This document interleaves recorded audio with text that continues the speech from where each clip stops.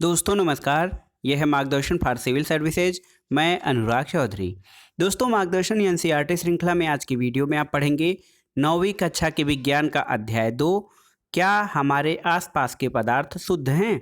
इस वीडियो में आप जानेंगे कि शुद्ध पदार्थ किसे कहते हैं, मिश्रण क्या है, मिश्रण के प्रमुख प्रकार कौन से होते हैं, विलयन किसे कहते हैं, विलयन के प्रमुख गुण धर्म कौन से होते हैं, निलंबन क्या होता है, इसके प्रमुख गुण कौन से हैं, कोलायड विलयन क्या होता है, दूध से क्रीम को कैसे अलग करते हैं, भौतिक और रासायनिक परिवर्तन क्या है, यौगिक किसे कहते हैं, मिश्रण और यौगिक में प्रमुख अंतर क्या है, और अंत में इस अध्याय का सारांश आप जानेंगे। तो आइए शुरू करते हैं 9वीं कक्षा के विज्ञान का अध्याय 2, क्या हमारे आसपास के पदार्थ शुद्ध हैं, is matter around us pure.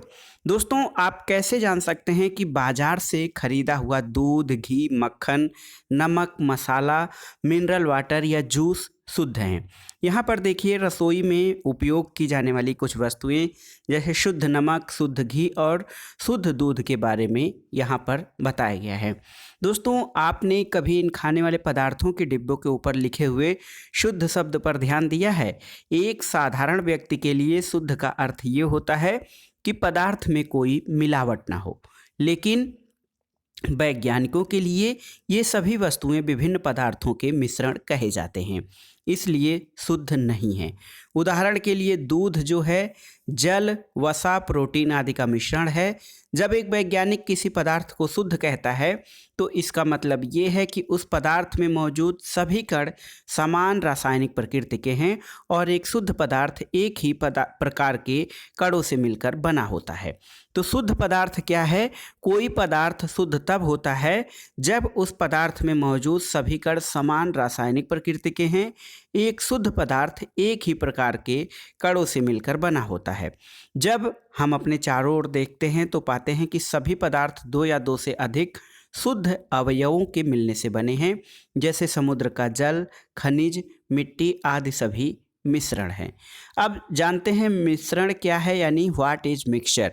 दोस्तों मिश्रण जिसे पदार्थ कहा जाता है एक या एक से अधिक शुद्ध तत्वों या यौगिकों से मिलकर बना होता है। तो मिश्रण की परिभाषा ये है कि मिश्रण ऐसा पदार्थ है जो एक या एक से अधिक शुद्ध तत्व या मिश्रण से मिलकर बना होता है। दोस्तों किसी पदार्थ को अन्य प्रकार के तत्वों में भौतिक प्रक्रम द्वारा पृथक या अलग नहीं किया जा सकता। और आप जानते हैं कि जल में घुले हुए सोडियम क्लोराइड यानी साधारण नमक को वाष्पीकरण या आसवन विधि के द्वारा जल से अलग किया जा सकता है। यद्यपि सोडियम क्लोराइड अपने आप में एक पदार्थ है और इसे भौतिक विधि के द्वारा इसके रासायनिक अवयवों में पृथक नहीं किया जा सकता है। इसी प्रकार चीनी भी एक पदार्थ है क्योंकि यह एक ही प्रकार का शुद्ध अवयव रखता है और इसका यौगिक समान रहता है। पेय पदार्थ और मिट्टी में एक समान कण नहीं होते हैं और किसी भी स्रोत से प्राप्त होने वाले किसी एक पदार्थ के अभिलाक्षणिक गुण एक समान होंगे। तो मिश्रण में दोस्तों एक से अधिक पदार्थ होते हैं। मिश्रण के कुछ प्रकार भी होते हैं। अवयवों की प्रकृति के आधार पर विभिन्न प्रकार के मिश्रणों का निर्माण होता है। इस तरह मिश्रण के कई प्रकार होते हैं। मिश्रण के कुछ प्रकारों के बारे में हम जानेंगे। दोस्तों मिश्रण जो है देखिए, जैसे अगर जो हम ये देखें कि जब टार्च के प्रकाश की किरण को लेकर देखिए क्या करते हैं कि मिश्रण को छानने वाले उपकरण जब हम लेते हैं, मिश्रण स्थिर है या गतिमान है इसकी बात हम चर्चा करते हैं। और विलयन, निलंबन और कोलायड विलयन के बारे में यहाँ पर जानेंगे। दोस्तों मिश्रण क्या है? तो ऐसे होता है कि समांगी मिश्रण और विषमांगी मिश्रण। मिश्रण के दो प्रकार होते हैं सामान्य रूप से, समांगी मिश्रण और विषमांगी मिश्रण। सोडियम क्लोराइड और लोहे की छीलन, नमक और सल्फर और जल में तेल जो है विषमांगी मिश्रण है। और समांगी मिश्रण ये होता है कि जिस विलयन में या जिस मिश्रण में कुछ जैसे जल में नमक और जल में चीनी का मिश्रण, ये समांगी मिश्रण का प्रकार है। और यदि हम मिट्टी के तेल में जल का मिश्रण करें तो वो विषमांगी मिश्रण कहा जाता है। दोस्तों विलयन, निलंबन और कोलायड विलयन क्या होते हैं उसके बारे में आइए जानते हैं। विलयन क्या होता है दोस्तों? विलयन दो या दो से अधिक पदार्थों का समांगी मिश्रण होता है। विलयन के बारे में जानिए। विलयन या किसी चीज़ का सॉल्यूशन जो होता है, दो या दो से अधिक पदार्थों का एक समांगी मिश्रण होता है। दोस्तों, हम विभिन्न प्रकार के विलयनों से रोज रूबरू होते हैं, जैसे नींबू जल, सोडा जल, ये विलयन के उदाहरण हैं। और हम विलयन को एक ऐसे तरल पदार्थ के रूप में देखते हैं जिसमें ठोस, द्रव या गैस मिले हों।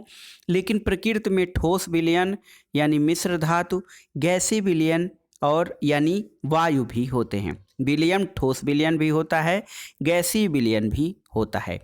एक विलयन के कणों में समांगिकता होती है। जैसे नींबू जल का स्वाद सदैव समान रहता है, और ये भी दिखाता है कि इस विलयन में चीनी और नमक के कण समान रूप से वितरित रहते हैं, इसलिए विलयन को समांगी मिश्रण कहा जाता है। दोस्तों, मिश्र धातुएं या एलॉय किसे कहते हैं? मिश्र धातुएं ये धातुओं के समांगी मिश्रण होते हैं। इन्हें भौतिक क्रिया द्वारा अवयवों में अलग नहीं किया जा सकता है, लेकिन फिर भी मिश्र धातुओं को मिश्रण माना जाता है, क्योंकि ये अपने घटकों के गुणों को दर्शाते हैं और पृथक पृथक संगठन रखते हैं। जैसे पीतल जो है वो जिंक में, इसमें पीतल में जिंक की लगभग 30% और कॉपर की 70% मात्रा होती है, और पीतल जो है जिंक और कॉपर का मिश्रण है। किसी विलयन को दो भागों में विलायक और विलेय में बांटा जाता है। विलयन का वह घटक जिसकी मात्रा दूसरे से अधिक होती है, जो दूसरे घटक को विलयन में मिलाता है उसे विलायक कहा जाता है। और विलयन का वह घटक जो प्रायः कम मात्रा में होता है, जो कि विलायक में घुला होता है, उसे विलेय कहते हैं। इसको कुछ उदाहरणों के द्वारा आप समझ सकते हैं। जैसे चीनी और जल का विलयन एक तरल घोल है। इसमें जो है तरल घोल में ठोस का उदाहरण है। इसमें चीनी विलेय है और जल एक विलायक के रूप में यहाँ पर आता है। उसी प्रकार आयोडीन और एल्कोहल का विलयन, जिसमें टिंचर आयोडीन के नाम से जिसको जाना जाता है, इसमें आयोडीन विलेय है और एल्कोहल विलायक है। वात युक्त पेय पदार्थ जैसे सोडा वाटर, कोक इत्यादि में तरल विलयन में गैस के रूप में होते हैं। इसमें कार्बन डाइऑक्साइड गैस विलेय और जल एक विलायक के रूप में आता है। इसी प्रकार वायु गैस में गैस का विलयन है। ये मुख्यतः दो घटकों ऑक्सीजन 21% और नाइट्रोजन 78% का समांगी मिश्रण है, और नाइट्रोजन को वायु का विलायक भी कहा जाता है। वायु में दूसरी गैसें बहुत कम मात्रा में पाई जाती हैं। आइए जानते हैं विलयन के गुण। दोस्तों, विलयन के कुछ प्रमुख गुण भी होते हैं। विलयन एक समांगी मिश्रण होता है। विलयन के कण व्यास जो है नैनोमीटर यानी 10⁻⁹ मीटर से भी छोटे होते हैं, इसलिए ये आँख से नहीं दिखाई देते। अपने छोटे आकार के कारण विलयन के कण जो हैं गुजर रही प्रकाश की किरण को फैलाते नहीं हैं, इसलिए विलयन में प्रकाश का मार्ग दिखाई नहीं देता। और छन्ना विधि या छानने की विधि द्वारा विलेय के कणों को विलयन से पृथक नहीं किया जा सकता है। विलयन को शांत छोड़ देने पर भी विलेय के कण नीचे नहीं बैठते, अर्थात विलयन अस्थायी घोल होता है। दोस्तों, विलयन की सांद्रता क्या होती है? तो विलयन की सांद्रता यानी विलयन में पृथक पृथक मात्रा में विलायक और विलेय पदार्थ होते हैं, और विलयन में मौजूद विलेय पदार्थ यानी घुलने वाले पदार्थ की मात्रा के आधार पर इसे तनु विलयन, सांद्र विलयन या फिर संतृप्त घोल कहा जाता है। तनु और सांद्र तुलनात्मक शब्द हैं। आप तनु और सांद्र के बारे में कैसे जानकारी लेंगे? दोस्तों, किसी निश्चित तापमान पर जो होता है उतना ही विलेय पदार्थ घुल सकता है जितनी की विलयन की क्षमता होती है। देखिए, यदि हम एक निश्चित तापमान पर देखें तो किसी विलयन में उतना ही विलेय पदार्थ घुल सकता है जितनी की विलयन की क्षमता होती है। दिए गए निश्चित तापमान पर यदि विलयन में विलेय पदार्थ नहीं घुलता है तो उसे संतृप्त विलयन कहा जाता है। संतृप्त विलयन क्या है कि एक निश्चित तापमान पर यदि विलयन में विलेय पदार्थ और अधिक नहीं घुलता है तो उसको संतृप्त विलयन कहते हैं। विलेय पदार्थ की वह मात्रा जो इस ताप पर संतृप्त विलयन में उपस्थित होती है उसकी घुलनशीलता कहलाती है। लेकिन यदि एक विलयन में विलेय पदार्थ की मात्रा संतृप्तता से कम है तो इसे असंतृप्त विलयन कहा जाता है। यदि विलयन में विलेय पदार्थ की सांद्रता संतृप्त स्तर से कम हो तो उसे असंतृप्त विलयन कहते हैं। और यदि किसी विशिष्ट ताप पर एक संतृप्त विलयन लें, उसको धीरे धीरे ठंडा करें तो क्या होगा? दोस्तों, यदि किसी विशिष्ट ताप पर संतृप्त विलयन को धीरे धीरे ठंडा करें तो होगा ये कि दिए हुए निश्चित तापमान पर पृथक पृथक पदार्थों की विलयन क्षमता भी अलग अलग होती है। विलायक की मात्रा जो कि द्रव्यमान या आयतन के आधार पर देखें तो घुले हुए विलेय पदार्थ की मात्रा को अथवा विलेय पदार्थ की मात्रा को जो विलयन की किसी दी गई मात्रा अथवा आयतन में उपस्थित हो उसे विलयन की सांद्रता कहते हैं। विलयन की सांद्रता विलेय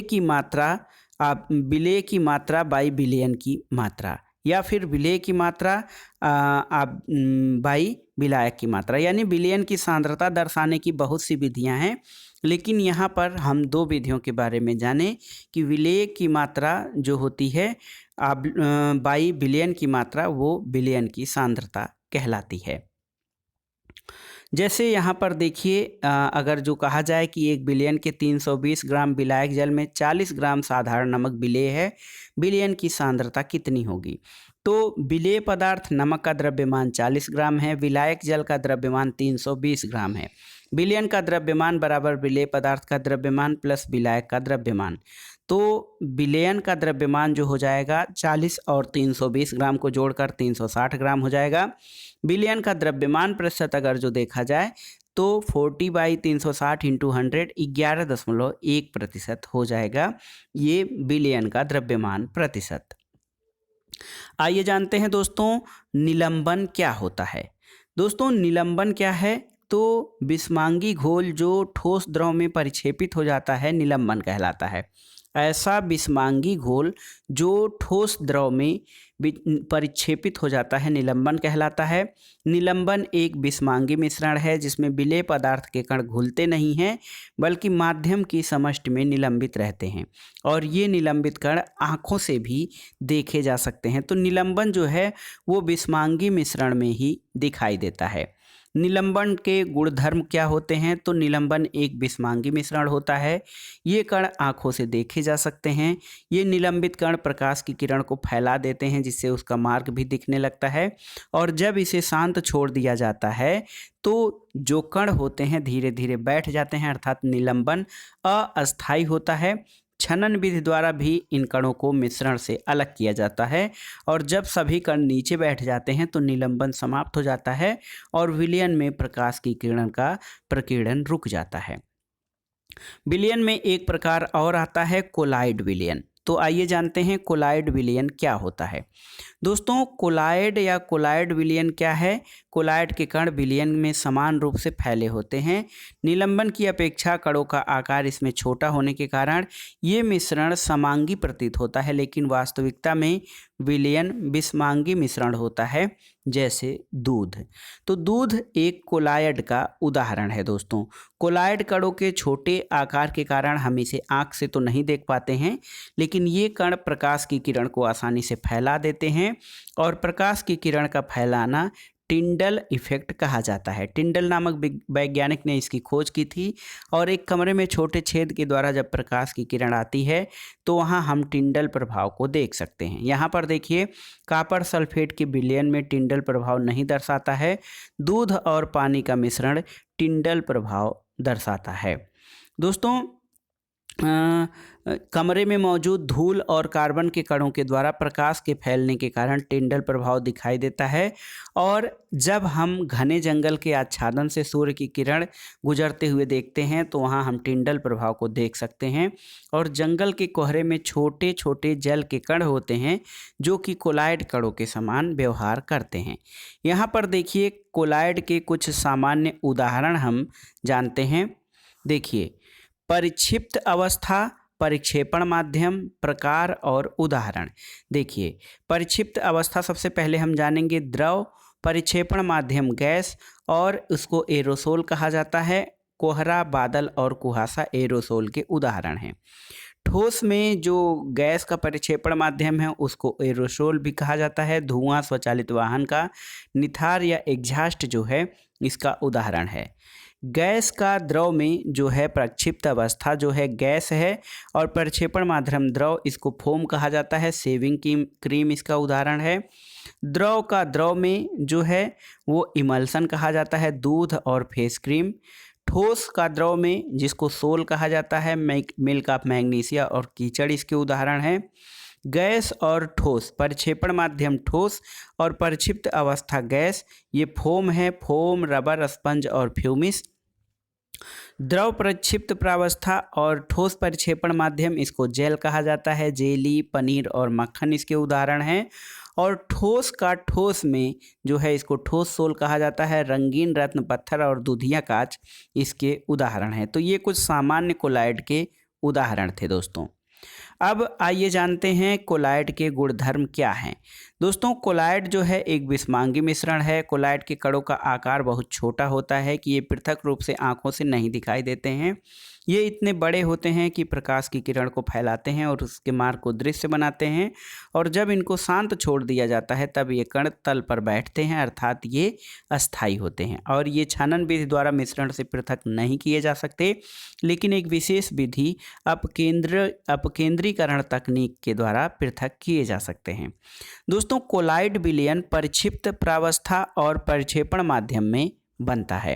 विलेय पदार्थ की तरह का घटक या परिक्षिप्त कण जो कि कोलाइडल रूप में होता है उसे परिक्षिप्तित प्रावस्था कहते हैं, और वह घटक जिसमें परिक्षिप्त प्रावस्था निलंबित रहता है उसे परिक्षेपण माध्यम या डिस्पर्सिंग मीडियम कहा जाता है।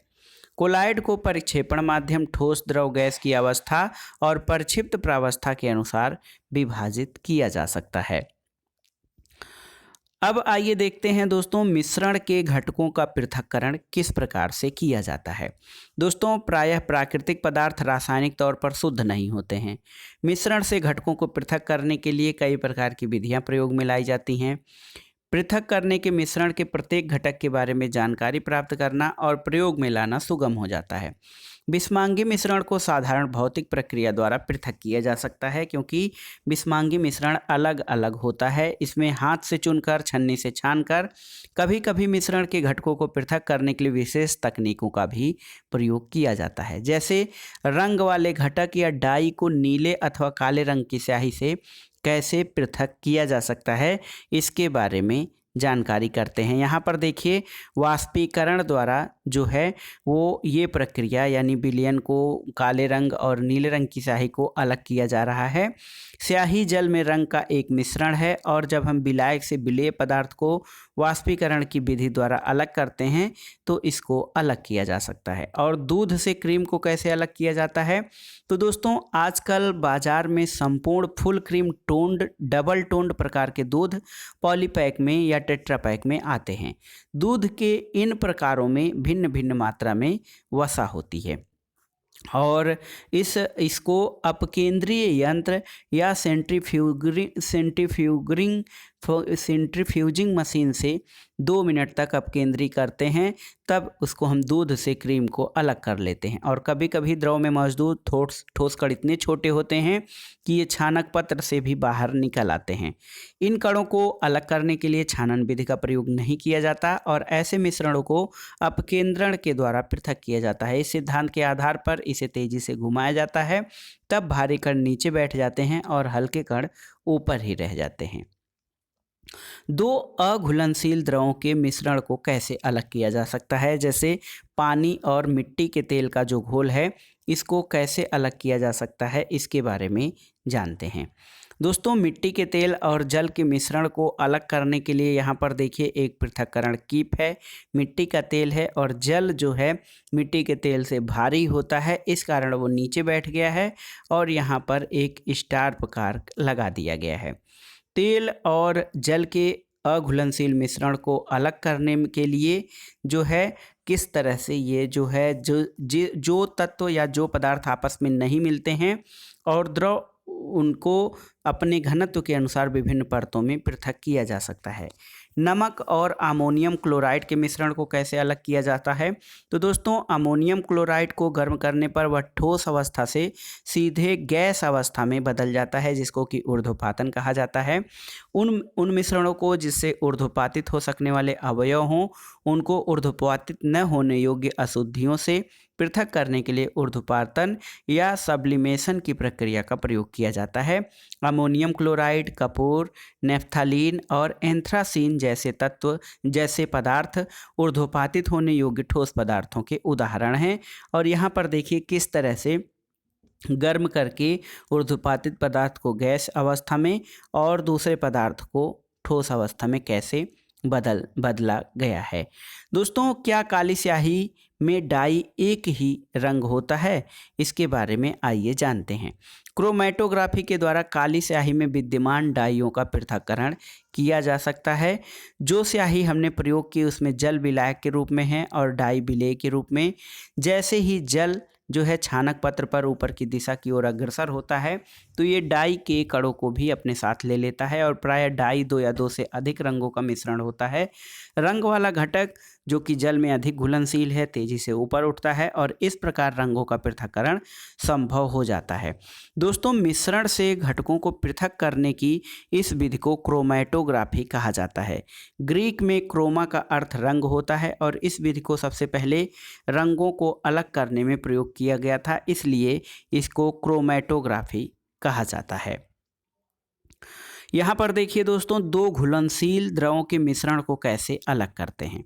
जैसे एसीटोन और जल को उनके मिश्रण से कैसे पृथक किया जाएगा, तो इसमें 2 घुलनशील द्रवों को आसवन विधि से पृथक्करण किया जाता है और आसवन विधि इसकी महत्वपूर्ण प्रक्रिया होती है।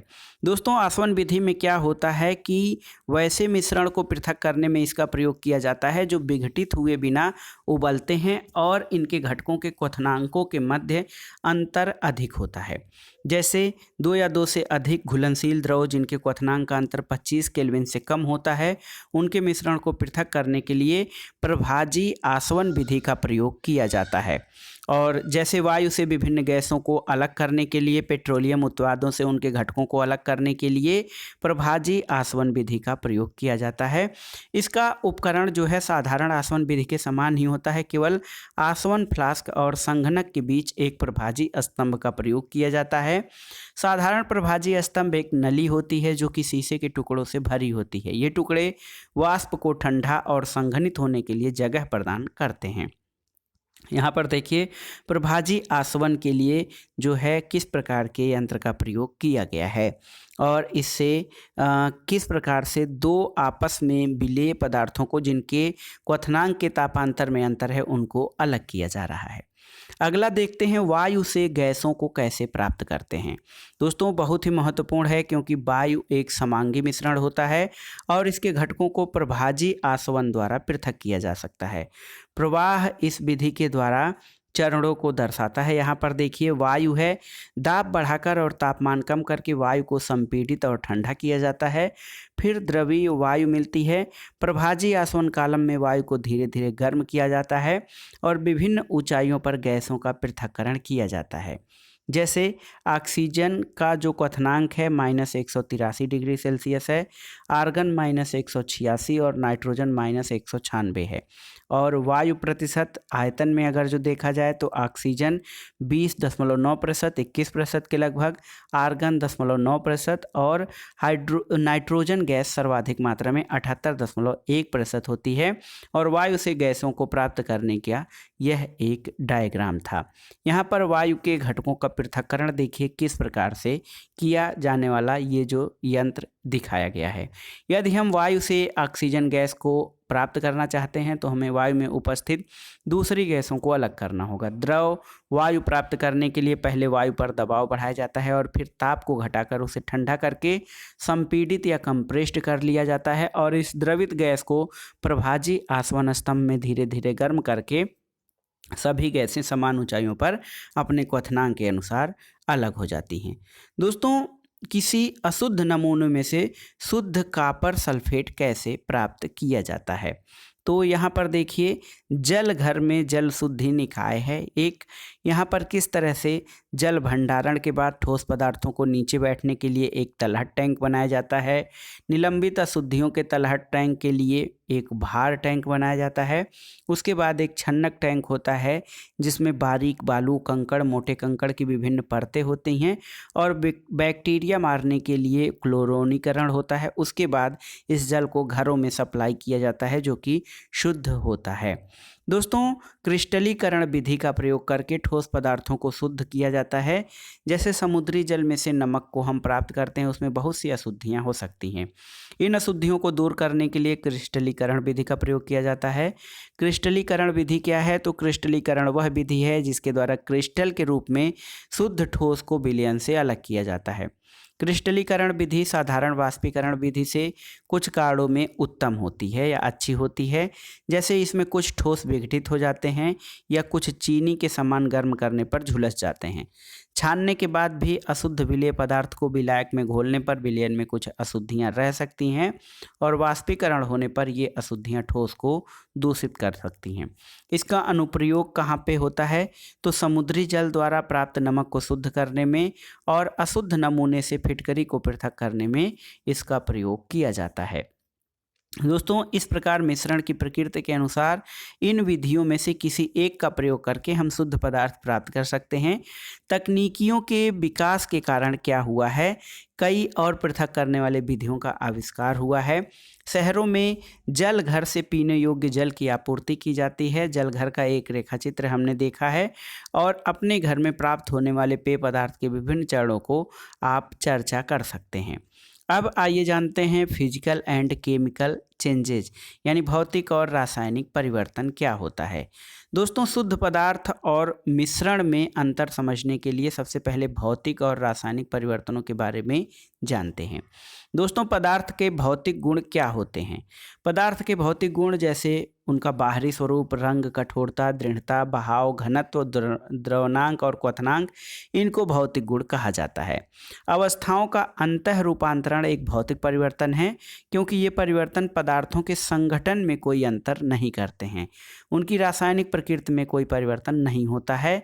जैसे बर्फ, जल और वाष्प अलग अलग दिखते हैं और ये भिन्न भिन्न भौतिक गुणों को दर्शाते हैं, लेकिन ये रासायनिक रूप में एक समान होते हैं। जल और खाना पकाने वाले तेल दोनों द्रव होते हैं, लेकिन इनके रासायनिक गुणधर्म अलग अलग हैं। इनकी गंध और ज्वलनशीलता में भी अंतर आता है। आप जानते हैं कि तेल हवा में जलता है जबकि जल आग को बुझा देता है। तेल का ये रासायनिक गुण जल से इसे अलग करता है। जलना एक रासायनिक परिवर्तन है। दोस्तों, ज्वलन या जलना एक रासायनिक परिवर्तन है।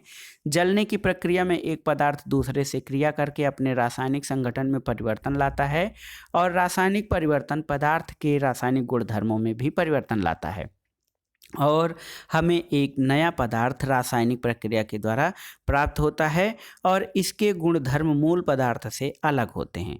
रासायनिक परिवर्तन को रासायनिक प्रतिक्रिया या केमिकल रिएक्शन भी कहा जाता है। दोस्तों, मोमबत्ती के जलने में भौतिक परिवर्तन और रासायनिक परिवर्तन दोनों होते हैं। तो शुद्ध पदार्थों के प्रकार कौन कौन से होते हैं? पदार्थों को उनके रासायनिक संगठन के आधार पर तत्व या यौगिक में विभाजित किया जाता है। दोस्तों, तत्व या एलिमेंट क्या होते हैं उनके बारे में जानते हैं। रॉबर्ट बायल पहले वैज्ञानिक थे जिन्होंने 1661 में सर्वप्रथम तत्व शब्द का प्रयोग किया। फ्रांस के केमिस्ट जो थे एंटोनी लॉरेंट लेवाइजिए सन 1743 से 1794 ने सबसे पहले तत्व की परिभाषा को प्रयोग द्वारा प्रतिपादित किया और उनके अनुसार तत्व पदार्थ का वह मूल रूप है जिसके रासायनिक प्रतिक्रिया द्वारा अन्य सरल पदार्थों में विभाजित नहीं किया जा सकता है। तत्व पदार्थ का वह मूल रूप है जिसे रासायनिक प्रक्रिया द्वारा अन्य सरल पदार्थों में विभाजित नहीं किया जाता है। तत्वों को साधारणतः धातु, अधातु और उपधातु में वर्गीकृत किया जाता है। धातुएं प्रायः कुछ गुणधर्मों को प्रदर्शित करती हैं, जैसे ये चमकीली होती हैं, चांदी जैसी सफ़ेद या सोनी जैसे पीले रंग की होती हैं, ये ताप और विद्युत की सुचालक होती हैं, ये तन्य होती हैं और इनको तार के रूप में खींचा जा सकता है, ये आघातवर्ध होती हैं, इनको पीटकर महीन चादरों में ढाला जा सकता है और ये प्रतिध्वनिपूर्ण होती हैं। दोस्तों सोना, चांदी, तांबा, लोहा, सोडियम, पोटेशियम ये धातुओं के उदाहरण हैं और पारा धातु होते हुए भी कमरे के तापमान पर द्रव अवस्था में पाई जाती है। अधातु जो होती हैं उनके कौन कौन से गुण होते हैं, तो ये विभिन्न रंगों की होती हैं, ताप और विद्युत की कुचालक होती हैं, चमकीली, प्रतिध्वनिपूर्ण और आघातवर्ध नहीं होती हैं।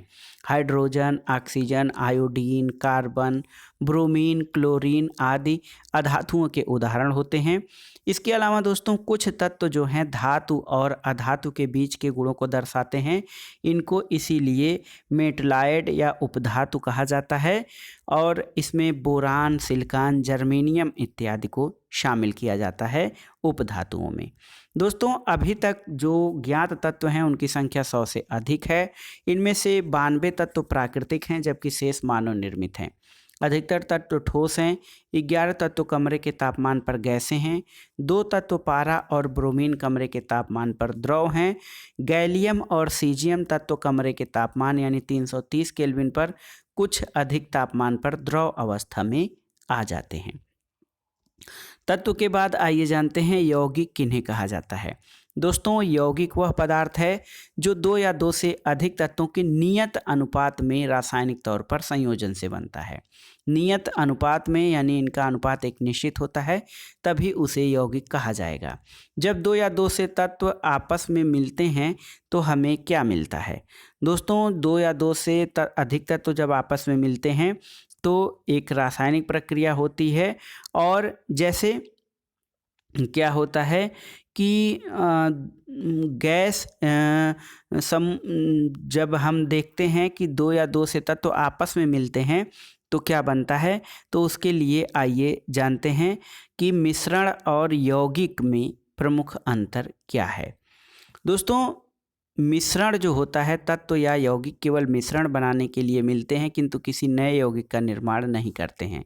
यौगिक में तत्व क्रिया करके नए यौगिक का निर्माण करते हैं। मिश्रण का संगठन परिवर्तनीय होता है, नए पदार्थ का संगठन सदैव अस्थायी होता है। यौगिक में मिश्रण उसमें उपस्थित घटकों के गुणधर्मों को दर्शाता है, जबकि यौगिक में बनने वाले नए पदार्थ के गुणधर्म पूरी तरह से अलग होते हैं। मिश्रण में घटकों को भौतिक विधियों से सुगमता से अलग किया जा सकता है, लेकिन यौगिक में घटकों को केवल रासायनिक या वैद्युत रासायनिक प्रक्रिया से ही अलग किया जा सकता है। दोस्तों मिश्रण का गुण उन दोनों मिले हुए तत्वों के गुण के समान होता है या फिर यौगिक का संगठन पूरे पदार्थ में समान होता है। यौगिक की बनावट और रंग सभी स्थानों पर समान है या नहीं, इन सब के बारे में भी हम जानेंगे। यहाँ पर देखिए एक आरेख के द्वारा क्या दर्शाया गया है। पदार्थ ठोस, द्रव या गैस तीनों रूपों में हो सकते हैं। पदार्थ के 2 प्रकार होते हैं, शुद्ध पदार्थ और मिश्रण। शुद्ध पदार्थों में तत्व और यौगिक होते हैं। मिश्रण में समांगी मिश्रण और विषमांगी मिश्रण होते हैं।